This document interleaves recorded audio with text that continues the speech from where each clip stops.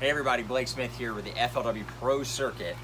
Just finishing up here at Lake Chickamauga for the first ever Super Tournament, FLW MLF Super Tournament, where we all come together to fish one of the most amazing, lucrative tournaments in the entire world.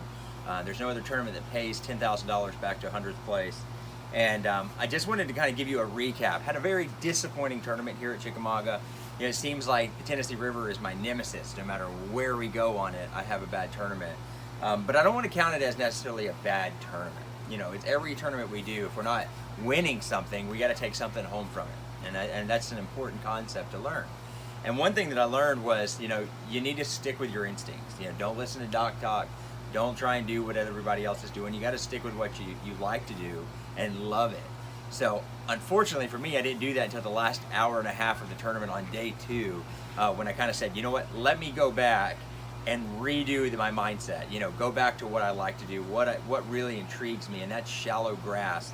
And you know, there was only one bait really that this week played big for me, and that's this small little jig. You know, it's a 3/8 ounce Bayou Bug jig. You know, it's a traditional swim jig. This is the Swim Jig Elite. You know, heavy duty weed guard with a big giant hook, and I put a little like a crawfish trailer on the back of it.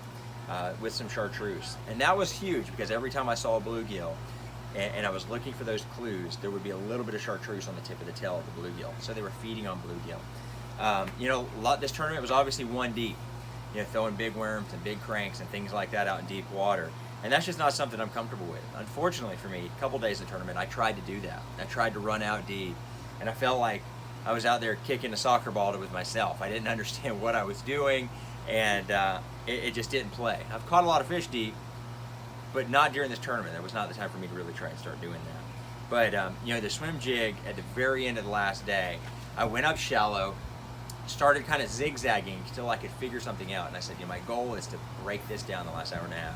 And I got a bite. I put the power poles down, which are right here, one of the most important parts of the rig. And I sat and I fan casted, and then caught 6 in a row.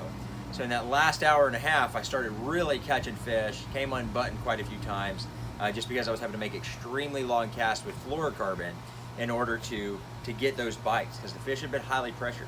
There's 204 guys on the water for, at this point, 5 days, no day off. So these guys, these fish have seen every bait that can possibly be thrown and has been brought over their heads or around them or bumped them in the face for the past 5 days, and it was not easy. But the swim jig definitely got me some bites, and that was huge. And the rod that I was throwing those on, this was actually a Spiralite Rogue series. You can see the handle's green. They don't come like this. The reason it is like this is because I was dipping my trailer about every 10th cast into some chartreuse, and it was getting all over my hands and going onto the reel seat. But this is the Spiralite Rogue series. It's a 7-foot medium fast rod, wind grip handles. It's a real comfortable rod, very light rod. And a new rod. You'll be able to get that at Tackle Warehouse very, very soon. And then obviously the Revo Premier. You know, this reel is a 7.3-to-1. I tried going up to an 8-to-1, and I tried going down to a 6.6-to-1, and all those speeds were just wrong. Once I kind of figured out that they wanted that medium retrieve, you know, so it kind of stayed connected to the grass where it was bumping the grass, I was able to get a lot of bites and just failed execution to put them in the boat. Now, on this, I also changed it up. I was using braid in practice, and I realized during the tournament these fish were highly pressured, and it was causing the fish to not want to bite, or if they would just nip at it and they wouldn't take it. So what I did is I switched to some 20-pound Berkeley Trilene fluorocarbon. Strong enough if I did hook them. I had a few that ate it and went into the grass, and I was actually able to tug them out without my line breaking, and that's huge. You know, for those bites that they immediately grab and take into some dense vegetation. So really easy concept, 7.3-to-1, Revo Premier reel. You can get that at Tackle Warehouse. And then the Spiralite Rogue series, 7-foot, medium fast. I normally throw a medium heavy fast, and a lot of times it's in the Defiant series. This medium fast was just a little bit lighter, and I could work that jig. Because here's why. Here's something else that was cool. In practice, I was throwing a big jig. You know, a jig with a trailer coming way off the back. So during the tournament, what I actually did is I took my jig, I held it like this, and I cut all of the tentacles off at the hook.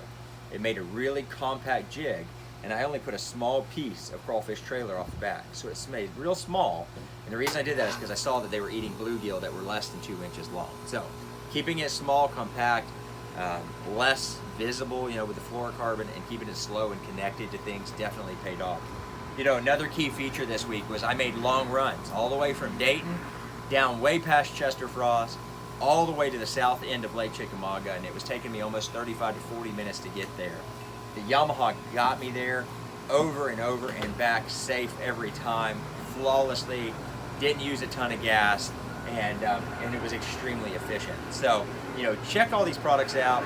They're going to help you become a better angler. They're going to help you be a better fisherman, more conservative for fuel and gasoline, things like that. And then also with the power poles we talked about earlier, help me to be able to be more precise in my tactics, put the poles down, make more cast, and cover water a little bit more efficiently. So, really easy idea. Not the greatest tournament, but I figured it out a little bit too late. But it is an exciting time in fishing. You know, there's a lot of really, really cool products out there, and we're going to be releasing some different stuff here in the next couple of weeks. So, anyway, God bless you. Thanks for checking out my recap of Chickamauga from the very first ever MLF FLW Super Tournament, and we'll see you in La Crosse, Wisconsin. Peace out.